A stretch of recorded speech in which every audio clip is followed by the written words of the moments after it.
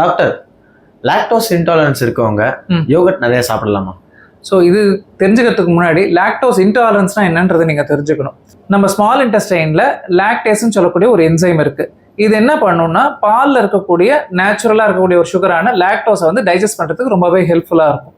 இப்போ வந்து லாக்டேஸ் இந்த என்சைம் வந்து நம்ம உடம்புல கம்மியாக சுரந்தாலோ இல்லை சில பேருக்கு சுரக்கலைனாலோ என்ன ஆகும் அப்படின்னா, பால் அண்ட் டெய்ரி ப்ராடக்ட்ஸ் எடுக்கும்போது அந்த லாக்டோஸ் வந்து டைஜஸ்டே ஆகாது. அது அப்படியே லார்ஜ் இன்டெஸ்டைனுக்கு வரும். இந்த லார்ஜ் இன்டெஸ்டைனுக்கு வரும்போது இந்த பாக்டீரியா வந்து அதை ஃபர்மெண்ட் பண்ணி கேஸாக மாற்றிடும். ஸோ இப்போ இந்த கேஸாக மாற்றும் போது என்னென்னலாம் சிம்டம்ஸ் வரும் அப்படின்னா, உங்களுக்கு வந்து கிளாஸ் அப்டமன் டிஸ்டென்ஷன் ஒரு மாதிரி ப்ளோட்டிங் வரும், அதுக்கப்புறம் லூஸ் மோஷன் வரும், வயிற்று வலி வரலாம், அதே போல வாந்தி வர மாதிரி இருக்கலாம். ஸோ இதை தான் நம்ம வந்து லாக்டோஸ் இன்டாலரன்ஸ் அப்படின்னு சொல்லுவோம். So coming to your point, lactose intolerance இருக்கவங்க யோகட் எடுக்கலாமா? தாராளமாக எடுக்கலாம். 3 ரீசன் சொல்கிறேன். ஃபர்ஸ்ட் அண்ட் ஃபோர்மோஸ்ட், உங்களுக்கு வந்து யோகட்டில் பாலை விட கம்மியான லாக்டோஸ் தான் இருக்குது. ரெண்டாவது, திக் டெக்ஸ்சர்னால இது வந்து ஸ்லோவாக தான் டைஜஸ்ட் ஆகும் யோகட். அதனால நம்ம பாடிக்கு வந்து கொஞ்சம் என்சைம்ஸ் கம்மியாகவே இருந்தாலுமே டைஜஸ்ட் பண்ணுறதுக்கு டைம் இருக்கும்.